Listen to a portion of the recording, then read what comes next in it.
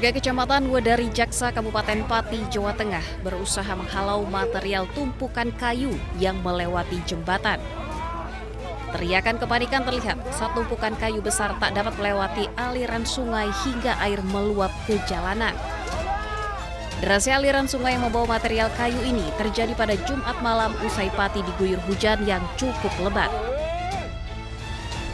Hingga pagi harinya, aliran sungai masih dipenuhi tumpukan kayu dan sampah rumah tangga.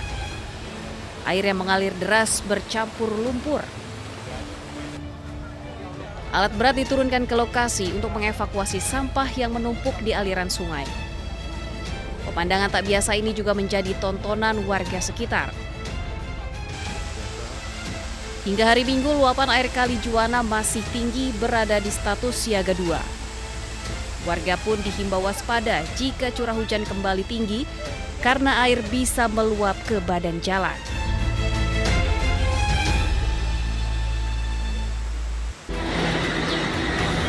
Hilang.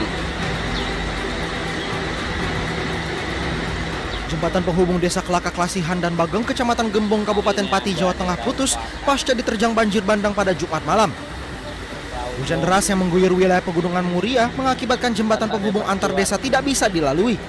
Padahal jembatan itu adalah jalan utama. Kondisi jembatan yang tinggal separuh mengakibatkan masyarakat harus memutar jauh hingga berkilo-kilometer.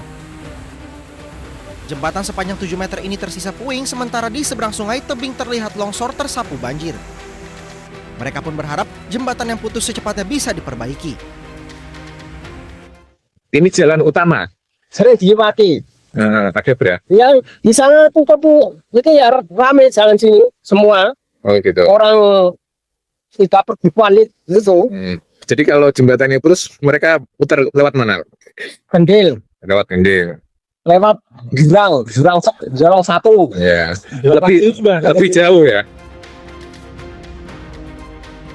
Sebelumnya banjir bandang menerjang Desa Bulu Manis Kidul, Kecamatan Margoyoso, Kabupaten Pati, Jawa Tengah.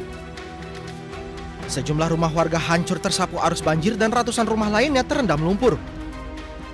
Hujan intensitas tinggi yang mengguyur wilayah lereng Pegunungan Muria dan Kecamatan Margoyoso menyebabkan debit Sungai Suwatu meningkat drastis hingga memicu jebolnya tanggul sungai sepanjang 20 meter. Dari Pati, Jawa Tengah, Fendi Agil, iNews melaporkan. Kemudian cakupan wilayah yang terdampak itu kurang lebih ada 48 desa tersebar di 12 kecamatan di wilayah Kabupaten Pati. Ada berapa jiwa Pak yang terdampak banjir itu? Kalau dihitung jiwa itu ribuan nih, yang terdampak ribuan. Mereka masih tetap beraktivitas di tempat sendiri meskipun ada yang sempat terisolir kemarin. Ini saya tanda-tangani untuk saudaraku seiman seislam. Buku inilah yang dijadikan buah tangan oleh Egy Sujana saat ia dan Damai Hari Lubis bertandang ke rumah Jokowi di Solo, Jawa Tengah. Rupanya buku itu hanya perantara saja. Menurut Sekjen Relawan Jokowi Muhammad Rahmat, Egy dan Damai datang ke rumah Jokowi untuk meminta maaf setelah keduanya menjadi tersangka kasus pencemaran nama baik terkait isu ijazah Jokowi. Memang betul Bapak Jokowi memberikan maaf kepada Bapak Egy Sujana dan Pak Damai Hari Lubis. Walaupun sudah mendapatkan maaf dari tuan rumah, namun menurut kuasa hukum Jokowi Yakub Hasibuan, pemberian maaf dari Jokowi tidak serta-merta berdampak terhadap proses hukum yang sedang dihadapi keduanya. Kalaupun nanti ada pergerakan atau ada kebijakan atau ada diskusi mengenai kelanjutan ini, apakah itu nanti akan ada restoratif justice, apakah itu nanti ada plea deal, apakah nanti ada juga keringanan dalam hal penegakan hukum, apakah di persidangan ataukah di penyidikan, itu nantinya tentunya akan kami serahkan juga kepada pihak penyidik, karena sekarang kan masih di penyidikan.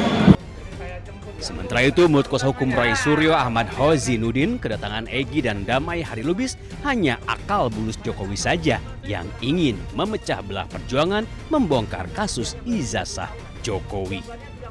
Yang kami menilai ini adalah bagian dari strategi Saudara Joko Widodo untuk memecah belah perjuangan dari tim kami, klien kami Roy Suryo dan kawan-kawan untuk bisa membongkar kasus ijazah palsu. Kami tidak ada kaitan, tidak ada kepentingan, dan juga tidak ada relevansi dan tanggung jawab berkaitan dengan pertemuan antara saudara Egy Sujana dengan Damai Hari Lubis dengan saudara Joko Widodo. Bergulir sejak 2019, kasus dugaan ijazah Jokowi belum juga menemukan titik temu. 8 orang telah ditetapkan sebagai tersangka, termasuk Roy Suryo, Rismon Sianifar, dan Tifa Ujiat Kiasuma. Tim Liputan iNews melaporkan.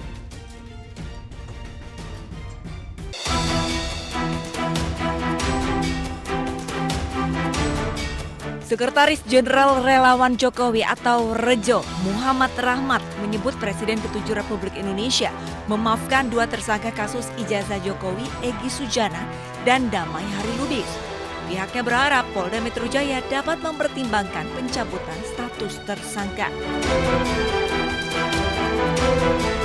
Sebelumnya, Egy dan Damai Lubis menyambangi rumah Jokowi di Solo, Jawa Tengah Kamis lalu. Mereka menggelar pertemuan tertutup.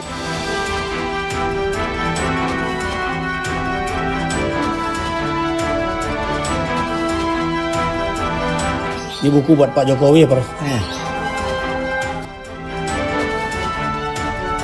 Egy Sujana memberikan hadiah buku untuk Jokowi sebelumnya telah disampaikan melalui Rejo pada 16 Desember 2025. Ini saya tanda tangani untuk saudaraku seiman seislam, Bapak Joko Widodo. Insya Allah beliau itu CBM, cerdas, berani, militan. Dari Rejo mendampingi Bapak Egy Sujana beserta Bapak Hari Damai Lubis dan pengacara Bapak Egy Sujana, Ibu Elida Neti, berkunjung ke kediaman Bapak Jokowi, Presiden RI yang ke-7. Alhamdulillah pertemuan berjalan dengan sangat baik. Kami semua disambut dengan sangat baik oleh Bapak Jokowi dan mudah-mudahan pertemuan ini menjadi perekat bagi kesatuan bangsa kita yang akan datang. Adapun dalam kasus ijazah Jokowi, 8 orang ditetapkan sebagai tersangka, di antaranya Egy Sujana, Damai Hari Lubis, dan pakar telematika Roy Suryo. Kasus berawal dari laporan Jokowi ke Polda Metro Jaya terkait tuduhan ijazah palsu. Dari Solo, Jawa Tengah, Septiantoro, iNews melaporkan.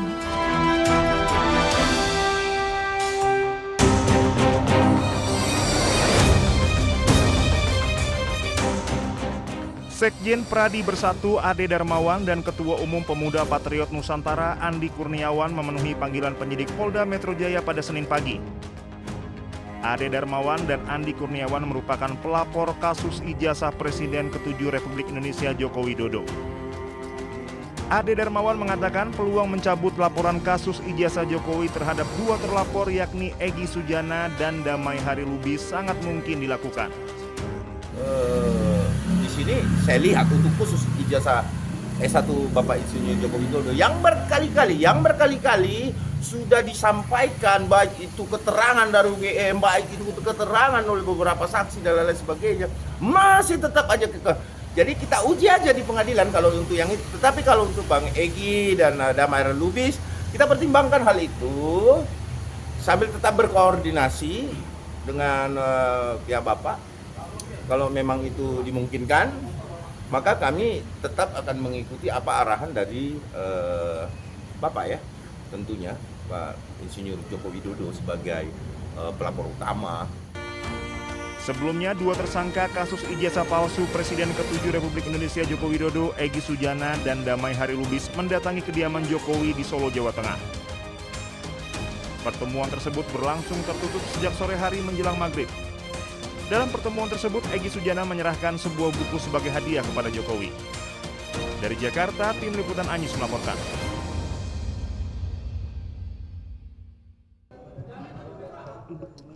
Mohon rekan-rekan berikan jalan untuk terdakwa biar bisa langsung masuk. pada para pengunjung sekaligus